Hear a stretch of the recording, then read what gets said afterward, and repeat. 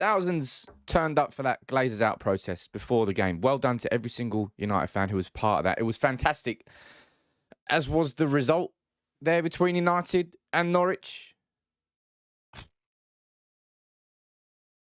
But that's about it. Ronaldo with an incredible hat-trick, his 60th career hat-trick, his 50th club hat-trick. Ronaldo single-handedly. Well, De Gea made a few decent saves as well. But that man there, absolutely incredible hat-trick today. Sort of shining lights in recent games. His hat-trick against Spurs there, his hat-trick against Norwich. And somehow, because Arsenal and Spurs are equally as capable of bottling, both of them lost today against Brighton and against Southampton. Manchester United there with 3 points against Norwich. Somehow, we're still in a hunt for a top 4 spot. I think we are. We are. I don't really know how. I swear to God, I do not understand how. Because apart from that man and apart from De Gea's fingertips stopping us going 3-2 down, just that squad there, I swear, I've said this to you before, genuinely, there are so few players inside that squad that I would get into an argument over to support. That whole back four was just an absolute abomination today, an absolute humiliation for United. Dalot, Lindelof, Maguire. Was it Elanga? Did he finish up at right back? I've no idea. Telles, Dalot, Maguire, what are you doing, bro? What? I swear to God, is Maguire actually actively trying to be shit now? Booting Paul Pogba in the head, calling Nemanja Matic out for handballing it the other week, headbutting Ronaldo a few weeks before. Maguire's just, it's a circus. It's an absolute, our defence is an utter circus. I'll tell you what was a circus, that starting 11 today. You had Pogba as a defensive midfielder. You had Jesse Lingard starting, despite the fact that he's leaving. You've got Garnacho and Hannibal on the bench. I understand Ralph Rangnick's idea and logic. And it's actually one I do stand by, the idea that you don't want to throw kids in, but I'm so done with this squad, man. I'm so done with these players. I personally thought it was a bit harsh, the boos and the chance to fuck off Pogba when he got taken off. What you're looking at is the end of a 3-year frustration from United fans. It's just boiled over. They just don't give a fuck anymore to not say those sorts of things. You know what I mean? Like, the protest there went on before the game against the club's owners. Fucking 17 years, they've been stealing money from our club and just bleeding the club dry.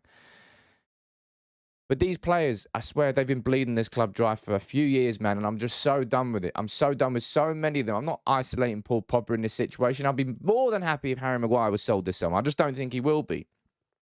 Pogba's leaving, Lingard's leaving, Mata's leaving, Grant is leaving, Matic is leaving. That's 5. There's probably more. Phil Jones, you can join. Anthony Martial, come on as well.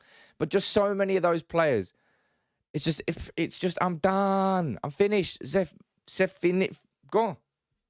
Vamos. Leave. I don't care.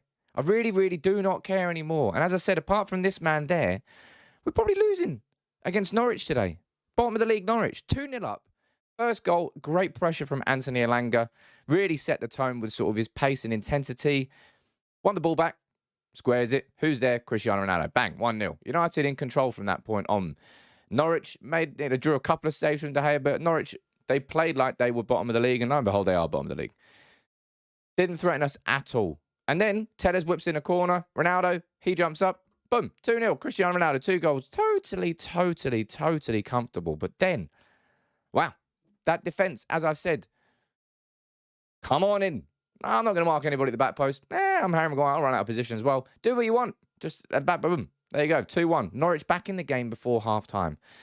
And they did not deserve that whatsoever. Completely changing the feeling going into the half-time break when we should have been game, set, and match. Done. What happens at the start of the second half? You didn't have to script it. You knew it was going to happen. Pukki got played through. He was onside. Boom. 2-2. In off the post. Old Trafford now is angry. Seen it before. Time and time again, these players, this whole squad is capable of moments, brilliant. There you go. Good football. Well done. But then as soon as, something happens against us, it's just like all the shoulders drop. The attitude's just not there. The players, they don't really know what to do at that point. And it's very, very strange, very odd, and it repeats itself again and again and again. And it nearly repeated itself today, and it would have repeated itself today if it wasn't for that man and Tim Krul not saving his free kick. He got 2 hands to it. He definitely should have saved that. Bit weird. But Cristiano Ronaldo, as I said, with his 60th career hat-trick, and I just can't help but coming away from that game just kind of pissed off, man. It's just weird. I should be happy. It's 3 points. It's Norwich. Because of how bad Arsenal and Spurs are doing right now, well, with that game anyway from Spurs, top four's still on. Until we play Liverpool on Tuesday night.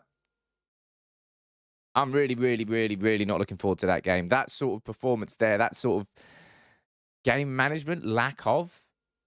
I don't even think that Cristiano Ronaldo can single-handedly go to Anfield and make us get 3 points there. I'd love it to happen. Oh, my God, I'd love it to happen. Just to put a thorn in Liverpool's title chase, to get 3 points, then go to Arsenal. I just don't think it's going to happen. And I'm just not surprised anymore by the lack of commitment from these players. I said it in my match reaction to the Everton game. I was like, it's past the point of getting angry now as a United fan. There's just an acceptance of like, I'm not surprised every single week by everything that all these players do. It was odd. The starting 11 was odd there. Yeah, but just this whole squad is odd. And there's, as I said, there's so few players that I would argue to defend. Seriously. I wouldn't be upset if 90% plus of this squad past the end of the season never kicked a ball in a Manchester United shirt again. So disconnected with so many of them. And as I said, I feel a little bit sorry for Paul Pogba in the fact that he was isolated in that incident with the fans booing. Tell you what, I wonder if this is going to be the same reaction to when Harry Maguire was booed by some England fans. And it seemed like, I don't know, it was crazy, the reaction to that. Massive overreaction. As I said, Paul Pogba, I feel a bit sorry for him being scapegoated in that situation because it could have been applied to so many of the other players. But it comes down to the expectations, I believe, that we had on Paul Pogba when he came back.